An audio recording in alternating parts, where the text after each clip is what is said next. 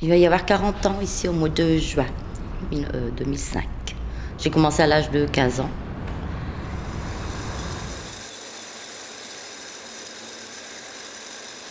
Je suis arrivé ici comme apprenti conducteur. Eh bien, bon, c'est sûr que le bruit, la chaleur, tout ça, c'était impressionnant au début. Au début, ça fait même peur, hein, parce qu'on a même peur des machines, quoi. Mais bon, après, c'est habitué, puis ça vient tout seul. Je me souviens de mon premier contact avec l'usine. Devant la machine 43, la 28.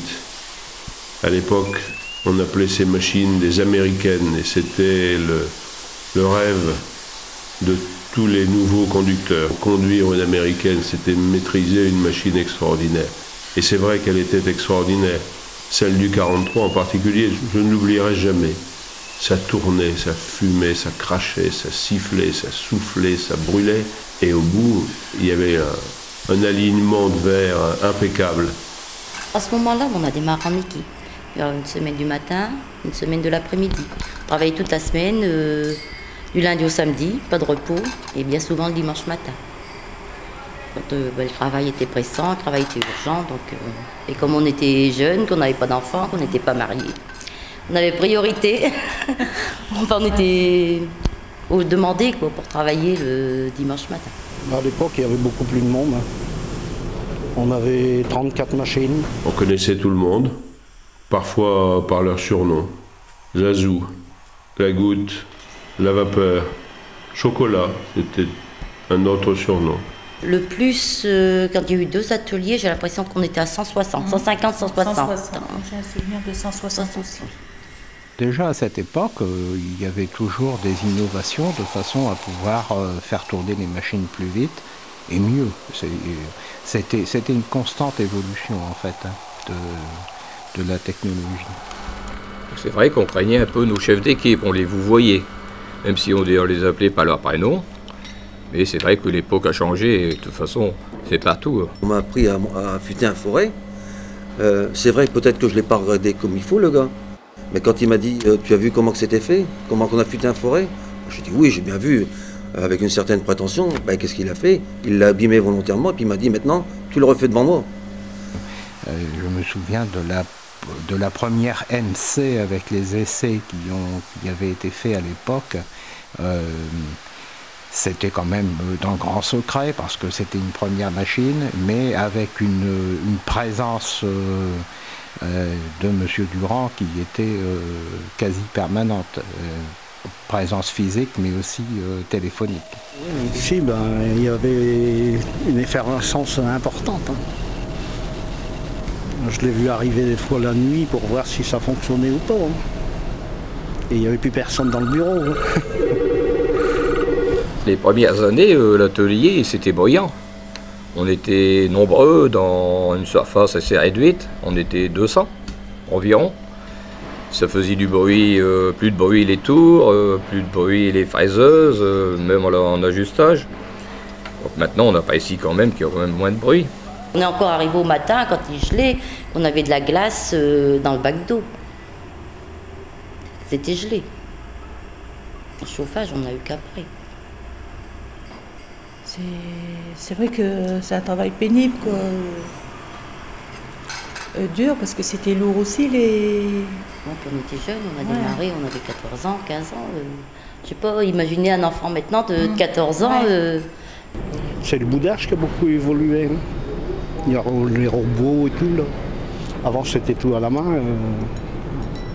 Cartonneur, il faisait les emballages, il y avait des cellophaneuses. Maintenant, c'est robotisé au maximum. C'est vrai qu'eux, ils avaient du mal à cette époque-là. Maintenant, c'est quand même amélioré. Avec le système de carton, le système de pactable, les machines à ruban, il y a les tables élévatrices, il y a beaucoup de choses de changer. On évolue avec le temps. Avant, on travaillait comme ça au P, les ventilateurs. Maintenant, on prend toutes les températures, on a tout. Donc, je pense que c'est ça qui a fait. Après, les numéros 1, maintenant, il y a 1.0 à toutes les machines. Le numéro 1, c'est celui-là. Avant, c'était n'importe lequel. C'est nous qui le tapons. Dans le temps, ils graissaient à la main. Si on parle de nos parents, ils graissaient tout à la main. Ça faisait une fumée là, sur les fours. Moi, je me souviens quand j'allais voir mon père Pendant la pause casse-croûte, quand j'étais releveur au décor, oh là là, le père était toujours en train de badigeonner les noyaux et dès que c'est graissait plus à la main, toujours à la main avec un badigeon, droite et puis je ne sais pas trop quoi de chiffon d'huile et sauf fumée. Maintenant c'est tout graissage automatique, ça améliore la fabrication et puis le rendement aussi. Les rapports qu'on a avec les fabricants aujourd'hui, avant on nous disait tu fais ça comme ça. Et on ne cherchait pas. On n'avait pas lieu de chercher. Maintenant, ils exposent leurs problèmes et nous, on leur donne quelquefois une idée. Maintenant, et eux, puis... ils nous disent, c'est votre problème, c'est votre problème. Ils nous disent plus comment on doit faire. Quelquefois, à l'oreille, on entend un bruit bizarre, on sait qu'il y a quelque chose qui ne va pas ou c'est une habitude, ouais. De là à dire que c'est un rapport affectif, je sais pas. C'est plus l'habitude de la machine que... d'un rapport affectif, je pense. Il y restait quand même dans l'usine 1 ce qu'il y avait à cette époque-là, c'est-à-dire que les gens étaient attachés à leur secteur. Et je pense qu'aujourd'hui, ils sont encore aussi très attachés à leur secteur. C'était une ambiance familiale avant. Maintenant, ça a changé un peu, quoi. Puis on n'avait que 2000 personnes. Hein. Donc on est passé de 2000 à 11 000 en une trentaine d'années. Moi j'aimais bien mon métier.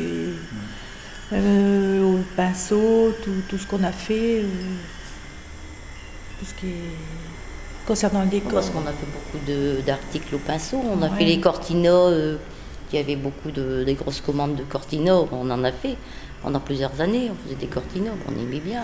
Il y avait plusieurs modèles, différents modèles. On a eu beaucoup de travail. Au pinceau, c'était au pinceau. Les fours à l'arrêt, moi ça fait 15 ans que je suis ici, et les fours à l'arrêt, on a toujours connu le four 6, le four 8, qui était toujours plus ou moins à l'arrêt. Le premier où ça a été un peu plus... Enfin c'est le four 4. Quand ils ont arrêté le four 4, là, on s'est dit, oh là, on commence à arrêter le four 4, on s'est dit, ça va... Le reste, il va continuer. Moi, j'ai connu les 8 fours qui ont tourné. C'est-à-dire qu'il y avait le four 1, 2, 3, 4, du côté Beaureau, ce qu'on appelait communément le verre blanc dans le temps. Et il y avait le four 7, le four 6, le four 5 et le four 8. Je ne les donne pas dans l'ordre parce qu'ils étaient plus dans cet ordre-là. Et tous ces fours-là tournaient. Quand on passe à côté, c'est une tristesse, ça fait drôle. Ça tire un peu. Hein. Ça fait mal au cœur. Parce qu'on sait qu'on ne va plus jamais retourner là. C'est vrai que des fois, on dit mince, on arrive là. Parce que bon, on arrive en pointé, puis on s'en va là, prendre les arches. Je dis mince, on a connu ça tourner à 100%. Mais quand ça tournait à 100%, il n'y avait pas la zone non plus. À cette époque-là, il n'y avait rien. Il n'y avait que la vallée. Hein, Donc c'est vrai qu'on se dit, dans le temps, on ne peut plus travailler dans le temps non plus. Comme avant. Mais c'est vrai que ça fait quand même quelque chose, quoi. On dit, tiens, toutes ces machines qui tournaient, tout le personnel qu'il y avait là. Mais bon, le ANP, le JICA n'existait pas non plus. On aimerait mieux que ça continuerait, hein. Ce serait sain que ce serait plus prospère, mais si, bon, la direction elle juge qu'il faut arrêter, bon. J'ai mon grand-père qui est passé ici, j'ai mon père qui est venu ici. Moi, je suis là. J'arrive à la retraite. 15 jours après, ça ferme. Vous savez que ça fait un pincement. On aurait préféré que ça ait encore pas mal d'années. Que justement ça fait un moment que nous aussi on va quitter l'entreprise pour raison de la retraite, quoi. Mais enfin, il faudra bien faire avec. C'est un petit pincement au cœur. Oui, tout à fait. On aimait bien notre secteur, on aimait bien notre travail. Encore maintenant, j'ai bien aimé ce que j'ai fait, quoi. Je veux dire, je trouvais ça dommage que ça n'a pas continué, quoi, dans autre chose. J'ai bien aimé mon travail. Bien sûr, la nostalgie est lourde, mais c'est une phase nécessaire dans l'évolution de nos activités, un peu comme dans nos vies, qui sont faites de découvertes merveilleuses et aussi de de déchirements très difficiles à surmonter. Demain, c'est autre chose. Il faut garder le souvenir et il faut travailler pour la suite. S'ils peuvent créer quelque chose, des petites entreprises, je ne sais pas. On a toujours connu ça, alors je sais pas ce qu'on verrait à la place de ça.